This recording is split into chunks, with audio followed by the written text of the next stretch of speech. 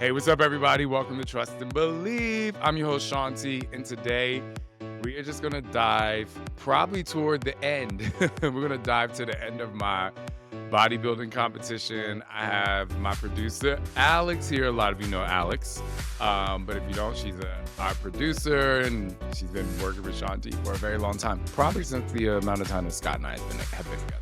But we're going to dig deep into the experience, and I really like when people ask me questions about my experience because it sparks something more than just what's in my brain. So I know you will find some power to continue to dig deeper in your life through my answers. So sit back and get ready to trust and believe. Somebody say hell yeah! No? What's up? He's better than Oprah. Come on, y'all! This is Shaun T, and it's time to trust and believe.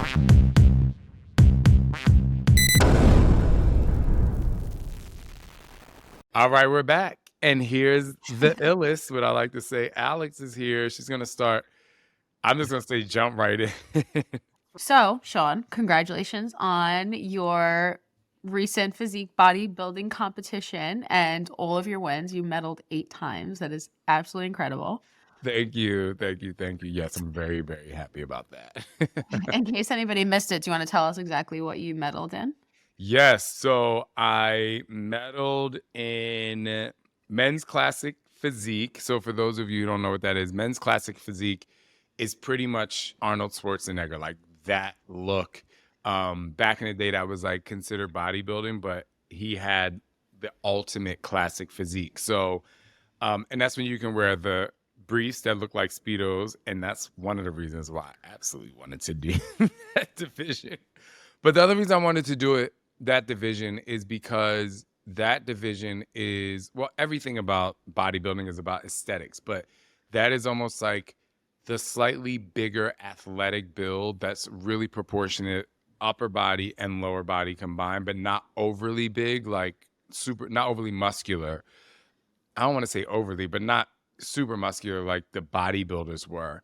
And it was not just men's physique that focuses on the upper body, even though I did that as well. So I placed first in men's over 45. I was the only one there, so I won that. But I placed first in men over 35. I placed first in classic physique novice C. So that's everyone who's like 5'11" to 6 feet. Side note, I've been 72 and a half inches my entire life. Not my entire life, but my entire adult life, over 6 feet. And I measured in at 5'11" and a half, and I was over it. And I was like, how is this even possible? And they were like, you have no idea, because I'm 3% body fat. So they were like, you have no idea when your body fat gets that low, you lose so much fat on the bottom of your feet too, that it shrinks you. I was like, oh my gosh. So that was crazy. So I measured at 5'11" and a half, but that's why I'm in class C, because I was always class D, which was 6 feet and over. But I kind of like being in class C at the moment because I don't have to weigh as much to my max, which is a long story. But anyway, then I got first place in men's physique over 45. There were multiple guys over 45 in that one. Men's physique over 35, first place, which was kind of cool because there was a guy there who was 44. And like we were going back and forth in the morning. It was like, who's going to win? And we had a long conversation backstage. It was great, but I won. But he's so cool.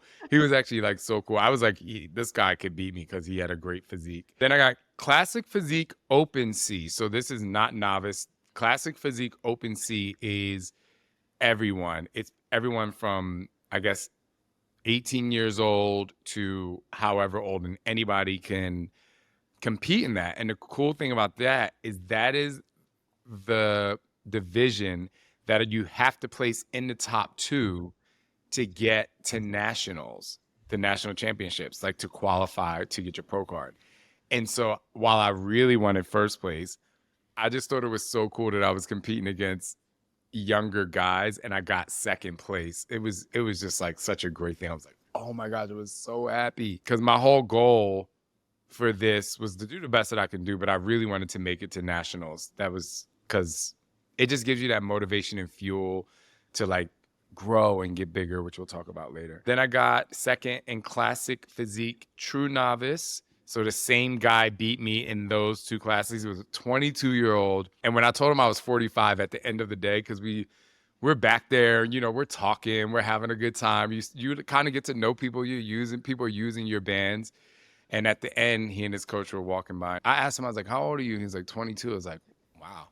And he was like, how old are you? I was like, 45. And they were like, what? I'm like, yeah, bitch, you beat me though.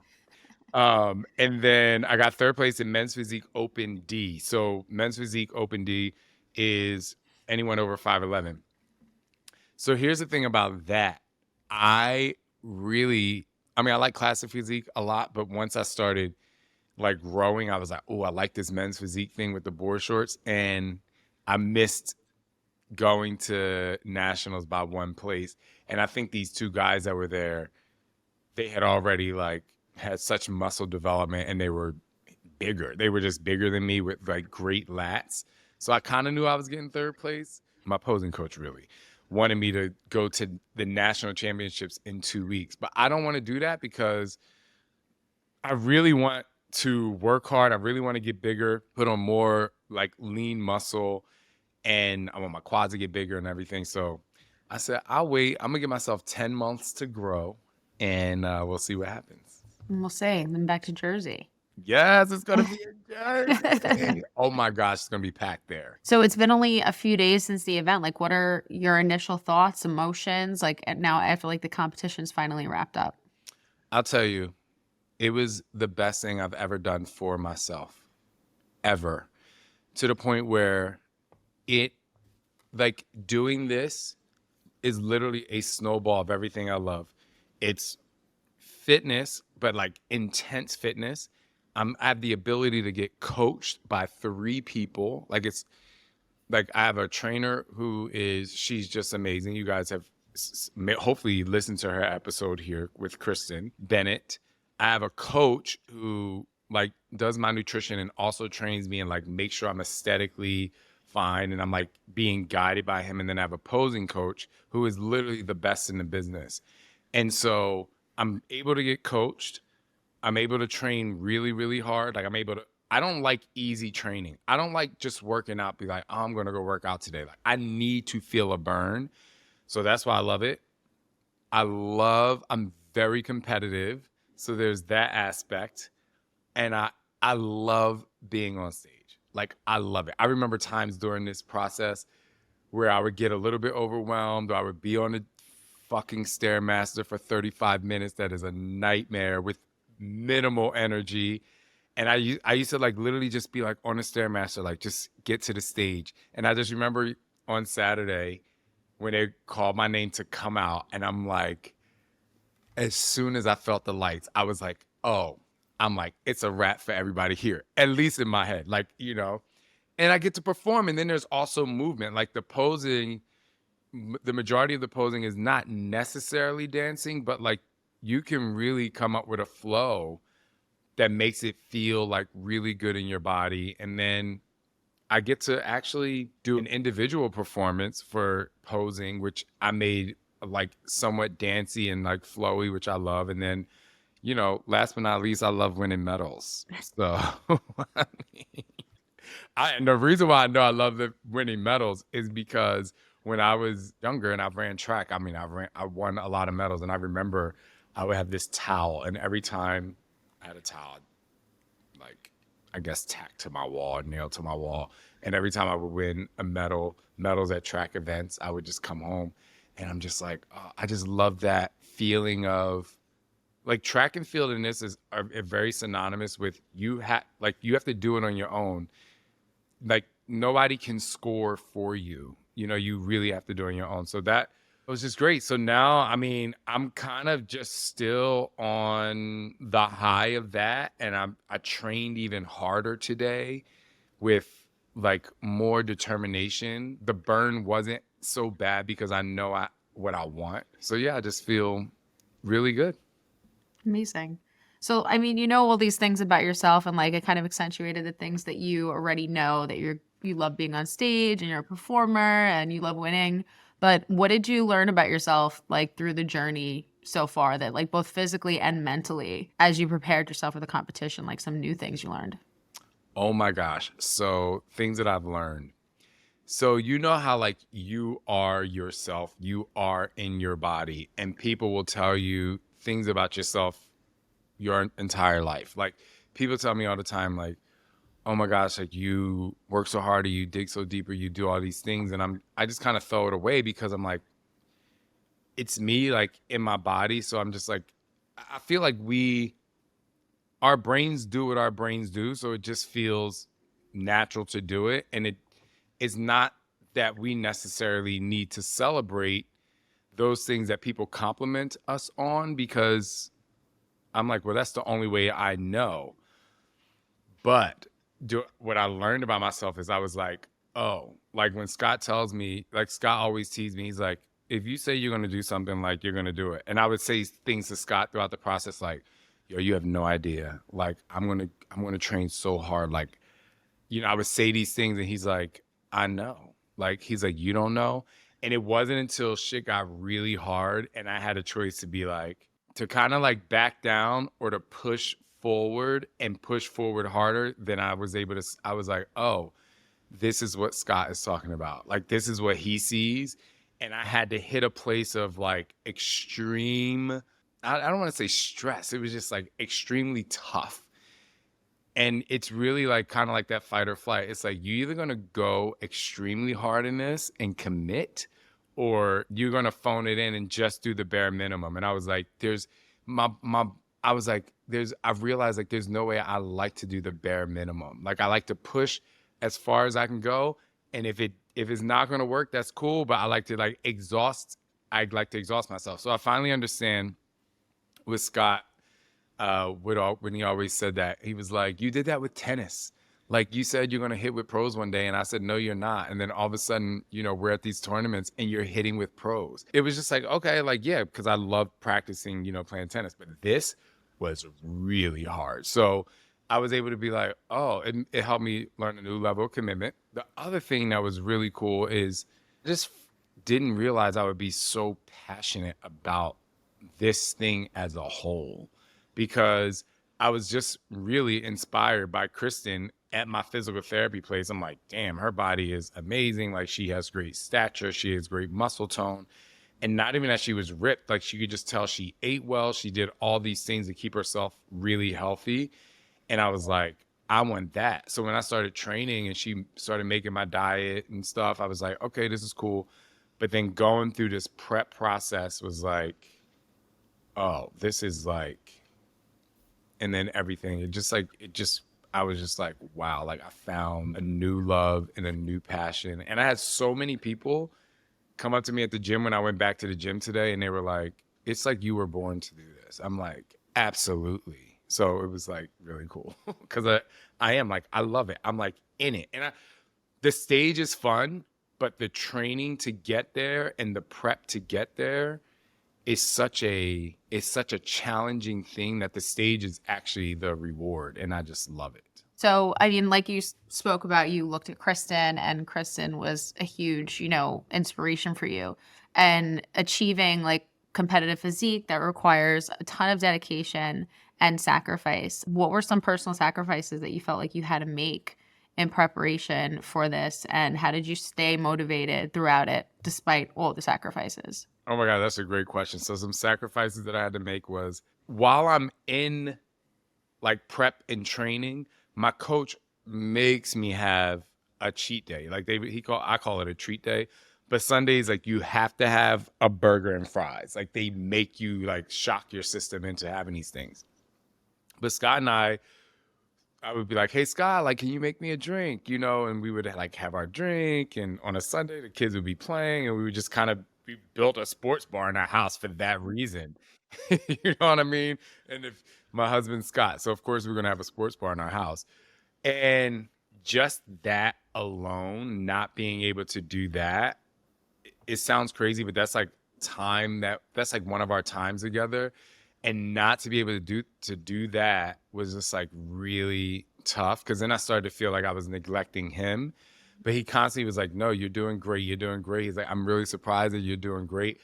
And then there were like so many times where I just needed to sleep and I wanted to be by myself. And I was just like, I can't. But then I'm battling that with like trying to spend time with the kids. And so in my head, I just thought I was like neglecting my family a lot. But Scott said I did a really good job, but it just doesn't you don't have the same energy to do it. So it's very forceful. The other thing is like intimacy with Scott. And Kristen told me, she was like, and a couple other people who did this, they were like, 3-4 weeks out, your libido is not going to be there. And I was just like, so I had to be like extremely intentional in how we had intimacy. At some point, I just kind of had to stop hanging out with my friends. I just like, and that's a big sacrifice. Like I just couldn't hang out with people because I couldn't eat what they were eating. I had to eat every 2.5 hours. Again, Scott and my date nights or anytime like brunches and like just going to have like pancakes, like all these things that you do socially, you just can't do it. It seems like most of the stuff that I sacrifices was time with people, which is like really tough. Even when I would travel, because I would have to travel for work. We had to travel to France. I had to travel to actually go posing and do stuff. And I couldn't do the things that I would normally do in these cities because I'm like, I can't go to that restaurant. I have to eat. I can't eat that. And I'm tired. So yeah, the sacrifice was very much just time with people. And it was tough. But, having done it, and now that I know I'm going to do it again, I could like really try to preface this with all my people and be like, just so you know. And like week 17 was 17, 16, 15, 14, 13, 12 was pretty good because my calories was at like 3,900 calories. Then it went to 34. Then it went to 31.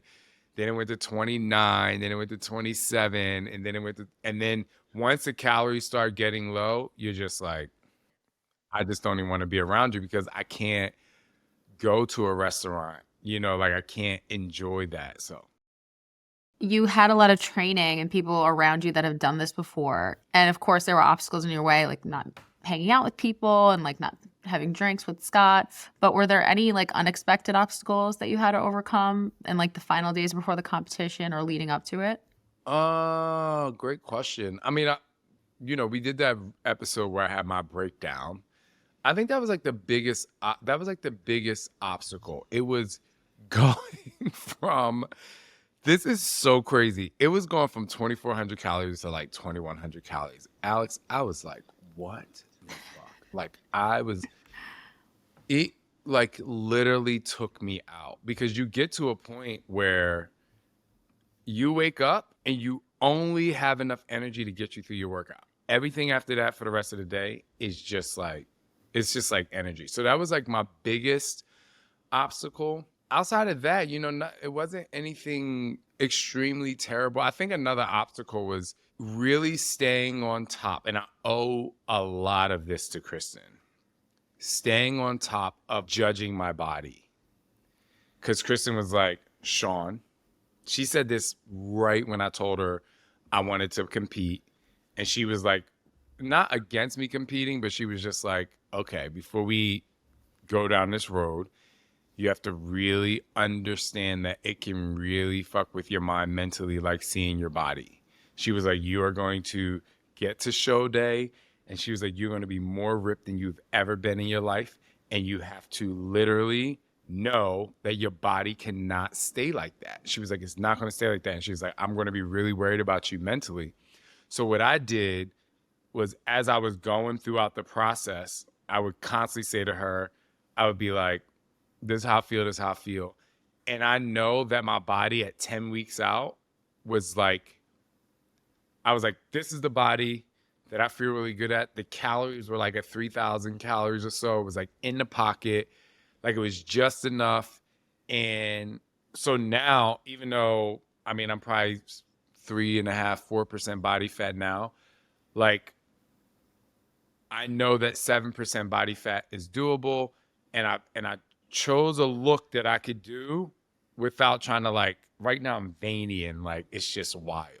So I did the work and loving my body along the journey so that I knew when I got here, I'm like, this is not sustainable. Like I had to tell myself that when I started, like, I'm like, it's just not sustainable. You shouldn't do this anyway. I'm like, I didn't have fucking energy. But what that did was, and what I'm really excited about, and Scott and I actually had a conversation about this in the car, because my coach said in the off season, you have to get to 235 pounds. And I was like, oh, like if you would have told me that like 7, 8 years ago, oh my gosh, like I would have been like, I would have like such anxiety. I would already be thinking that I'm overweight. Like I would just be having this really bad thing.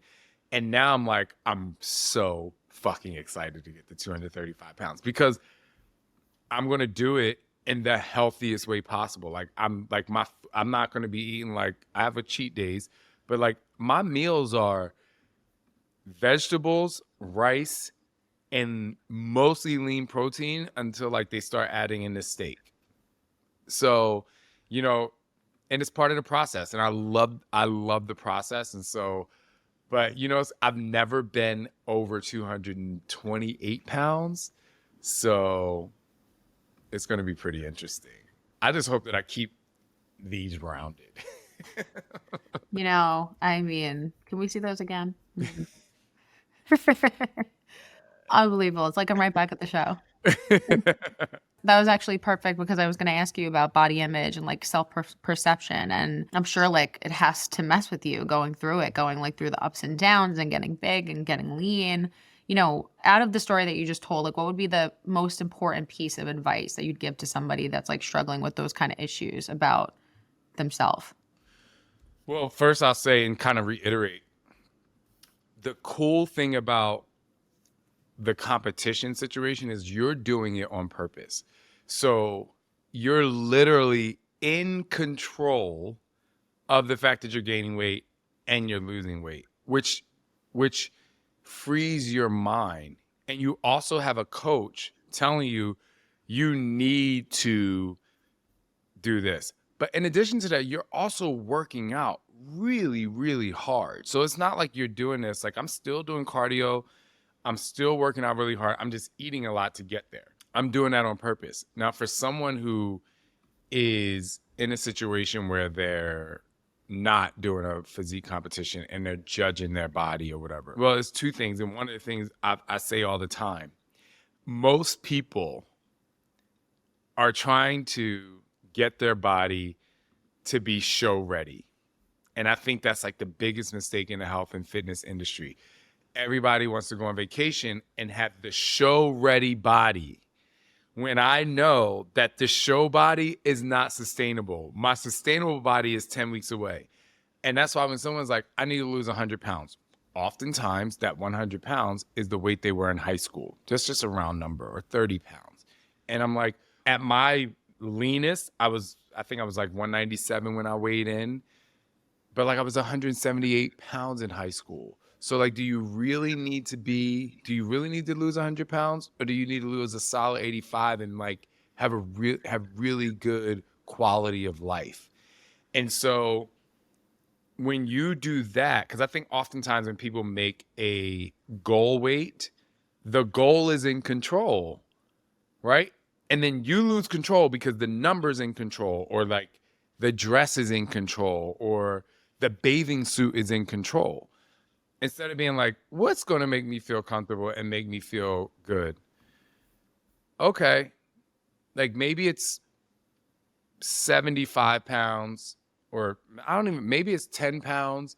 And this is what I want to look like. This is how I want to feel. These are the things I want to eat. This is the quality of life I want to have. And so same as when I'm going through that process, when you gain control of your journey and not let the number on the scale or the look comparing yourself to other people be in control of that, you're in a much healthier headspace. Listen, take it from me. There's no way. Like I already gained. I still have to do my check-ins with my coach because I'm about to film a workout and he wants to make sure I'm a certain look for my workout, for my filming. But like I weighed in at 197. I'm already 201 pounds. Like I'm already 4 pounds more and I feel freaking great. So take control of where it is that you want to be and don't let that final number be the one thing that's going to decide whether you're happy or sad, and don't let a look do that either. Like you can lose weight and be just good. You're like, I lost weight, I feel sexy, I feel good. There is that. The other thing last I'll say is, and I know I'm not the only one that's guilty of this, you take a picture of yourself today, you're like, oh my gosh. And then like 6 months later, you look back at that picture and you're like, I look damn good. Like, why was I beating myself up over that picture? If you are working hard and working toward where it is that you want to feel great, the picture today is wonderful. And I'll tell you this, which is like so crazy. The day of my show, I actually went back to right after I started working out with Kristen. And like all of my posts were just like so happy at me making progress. Every single one. I look nothing like I do right now, but I was like, wow, I was really happy in that body. Had I not written that stuff and like been present during the journey, I would look back at those pictures and be like, oh my gosh, like I was like, 215 or whatever. I don't look at that. I'm like, yes, I loved it. I was like loving my body along the way. So, the way you look today is absolutely great because it is a thing you have to work with to get to where it is that you want to be, where you want to be, not where the goal or the dress or the bathing suit thinks that you should be. It definitely felt like you had done this before, and it's the craziest thing because you got up there and you were like, and for me anyway, watching, and I think everybody else can agree, it was like incredibly natural, which I know you're like a born performer, you've been doing this forever, but this is definitely a different realm, right? It's a new thing that you're doing on stage. So I don't know, were there any like specific moments like during this stage presence that like really stuck out to you, like, or you found really rewarding?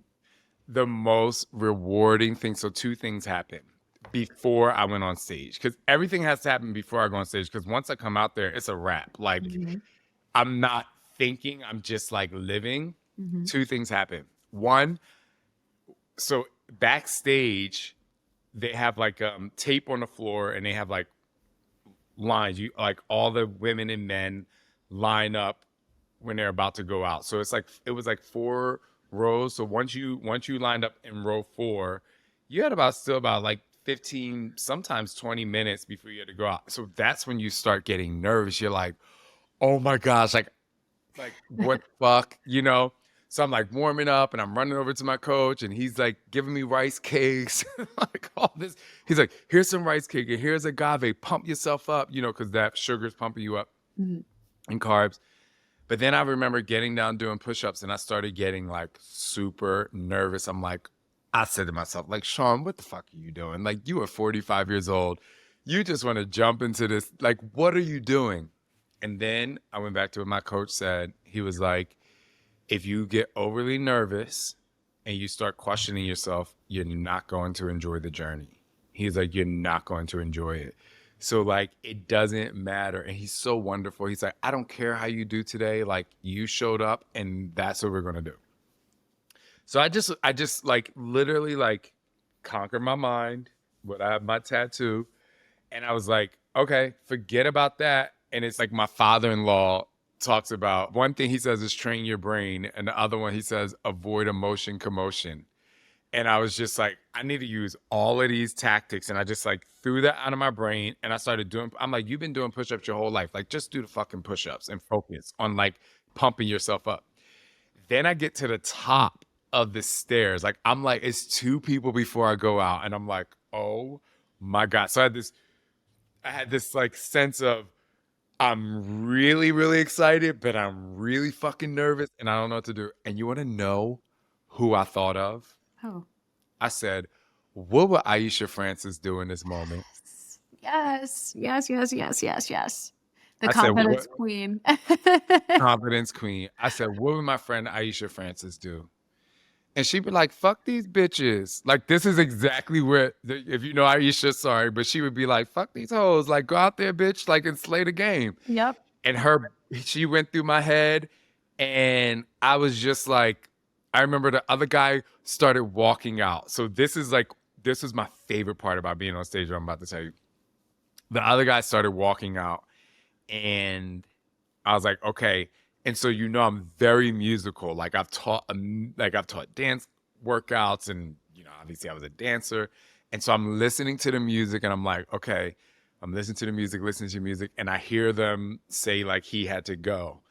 And I'm like, yes. Like I hear the music, and I'm like literally timing my walk out so that I can hit it on exactly where I need to hit it. And then the music took over, and I walked out, and that's like, I remember everything I did on stage, but that was just like it was like the liberating moment. The picture where I'm doing the abs and thighs where my heel was out and I was in my briefs. Mhm. I was like, and I was just like so happy. Like I was like, this is it. Like you're here. And I know that once I'm on stage it's a wrap after that. Like then I'm like, can I go back out like now? Yep.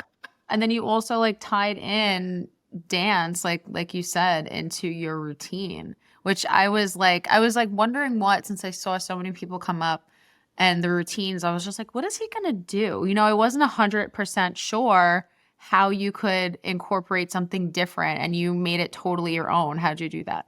Well, I said to myself, so Jack, and so Mhm. for people who don't know, Jack has like done music on almost every single one of my workouts, and he does all my live event mixes. So if you have any of my insanity mixes for my live events, like Jack does that. He does music for So You Think You Can Dance. He's done music for America's Got Talent, movies, like any show, like probably the Mass Singer, like any musical show out there.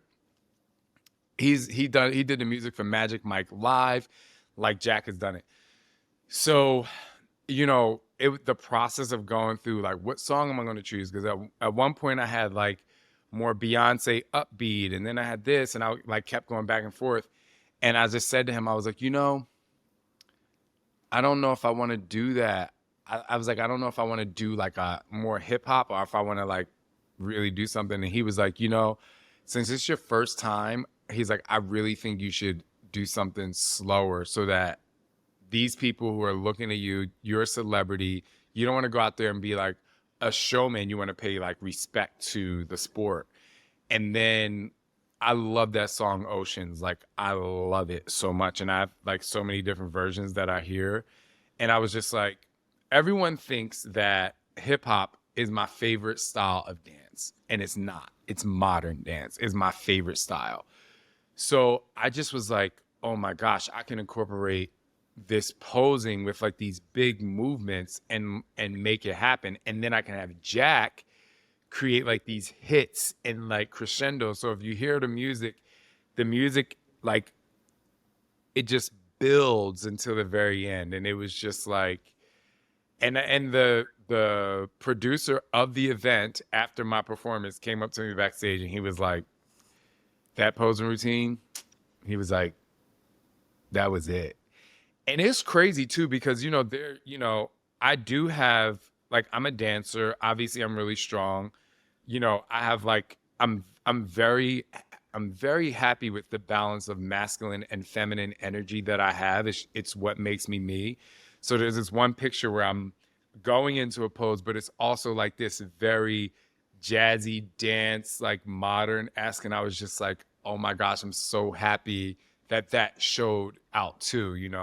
So yeah, that's how I came up with it. And my coach loved it, and my posing coach loved it. I mean, my posing coach is like literally the best in the business. Yeah, it was wonderful. It was great. Short answer. Okay. Like, now that the competition's behind you, what is your next step, your next goal moving forward? I know you said the competition, but let's let people know like what that's about really quick. Yeah, so really quick, I am actually going into filming my new workout program for Mhm. Beachbody.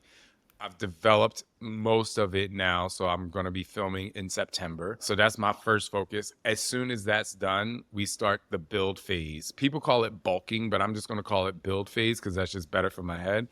And from October to probably the end of March, I'm going to be in that build phase, like trying to build muscle. And then that's when I'll start my prep, probably early April, because I don't know how many weeks he's going to put me in prep, but it'll be very interesting. And, bodybuilding journeys like the one that you're on can inspire, people to set out and pursue their own ambitions and goals. So what message do you hope to kind of convey to our listeners or any individuals who are maybe considering maybe it's this path, but maybe another, and they're hesitant to take the first step? One of the things that has happened after people saw me go through this journey, I didn't realize how many people were watching and waiting. I've gotten so many DMs from people, and ironically, because I have a huge female fan base, but ironically, a ton of men that are like, you inspire me so much. Like, I always thought you were very fit, but the fact that you committed to that, you were vulnerable, like you were able to change your body, like they're like, if you can do it and you can show us that, then I can do it too. And for me, when you're a professional or when you're an expert at something, people oftentimes put you on a pedestal and then you become less real. It's like, I think a lot of people, I'll take somebody like Oprah or Beyonce, right? Like people look at them and like this boom, or like celebrities, but then not Oprah or Beyonce, but like when they see a celebrity in the tabloids, they're like, oh my God, I can't believe that such and such acted like that. And I'm like, they're human. Like you guys forget that celebrities are actual humans. So I think it just made me validate my entire career for people to see me in my mid 40s, this late in the game, not only going through shoulder surgery, overcoming that, but also making a huge transition and being vulnerable and transparent along the way. And I think that it's going to be layered, like people are inspired, but I think people know that they can be committed. And when I tell people that if you can commit, you can change your body, I think even more people will listen now. And it's not just like this fit person is saying that. Okay. Well, Shaun, thank you so much.